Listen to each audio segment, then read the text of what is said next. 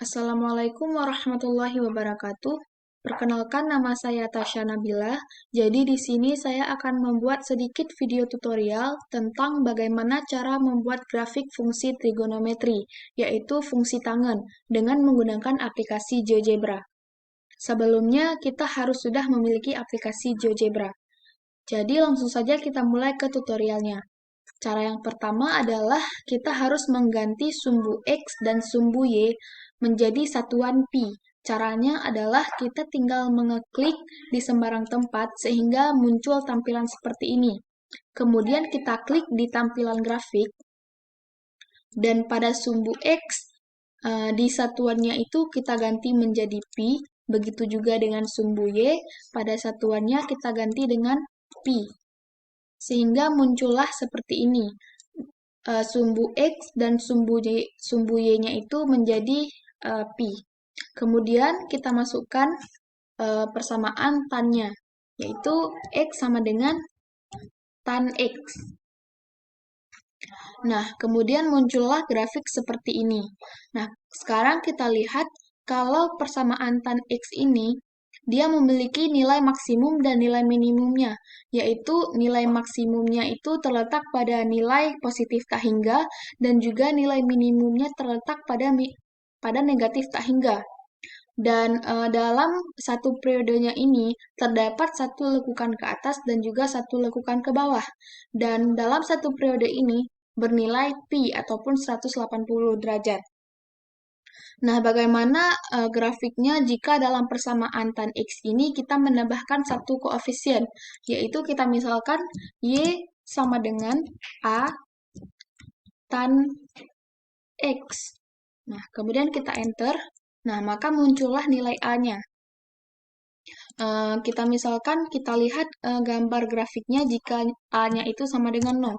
Nah, bisa kita lihat di grafik yang berwarna merah ini, jika A-nya sama dengan 0, maka grafiknya itu akan berhimpit dengan sumbu X.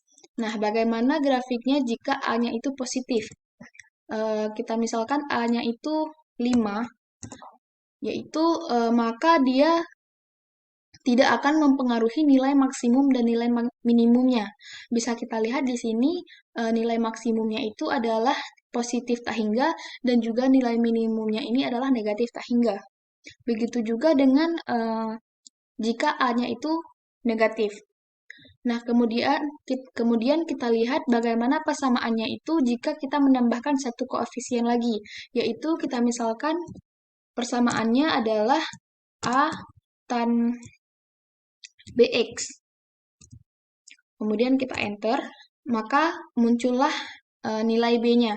Sebelumnya kita harus mengganti nilai A-nya itu terlebih dahulu menjadi 1, supaya kita bisa melihat bagaimana perubahan grafiknya jika kita masukkan nilai B. Nah, kemudian kita lihat bagaimana bentuk grafiknya jika B-nya itu bernilai 0. Nah, ternyata sama seperti tadi, jika nilai B-nya itu 0, maka grafiknya itu akan berhimpit dengan sumbu X. Kemudian kita lihat jika grafiknya itu bernilai positif. Nah, misalkan dia positifnya di B sama dengan 3. Nah, bisa kita lihat bahwa di sini terdapat banyak sekali periodenya. Dan ketika B sama dengan 3, itu bisa menghasilkan beberapa periode yang sangat banyak. Dan bisa kita lihat di sini bahwa dari rentang 0 sampai dengan pi, itu terdapat 3 periode, yang artinya dalam satu periode ini bernilai 60 derajat. Nah, kemudian dalam satu periode ini juga terdapat satu lekukan ke atas dan satu lekukan ke bawah. Nah, begitu juga dengan jika B-nya itu bernilai positif. Maksudnya jika B-nya itu bernilai negatif. Nah, kemudian selanjutnya kita lihat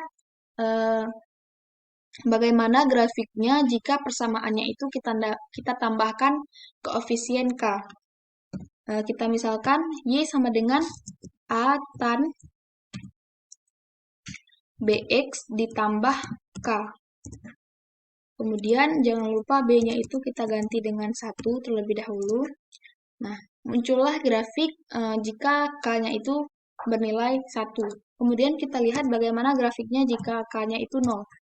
Nah, ternyata sama grafiknya itu sama seperti persamaan tan X, yaitu dalam satu periodenya ini bernilai 180 dan juga tidak akan mempengaruhi nilai maksimum dan minimumnya.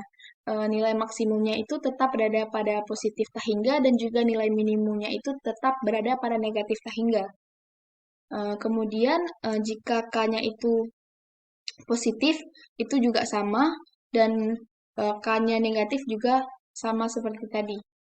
Nah, kemudian kita lihat bagaimana persamaannya kalau di persamaan, bagaimana grafiknya kalau pada persamaannya itu kita tambah koefisien C.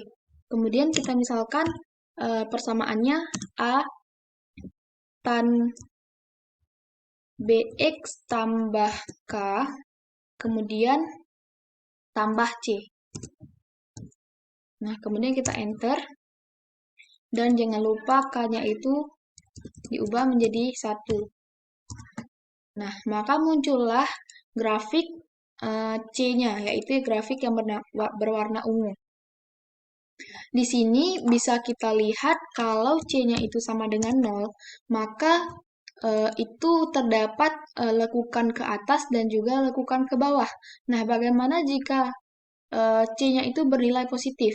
Nah, bisa kita lihat bahwa lekukannya itu terjadi pada bagian yang bernilai positif.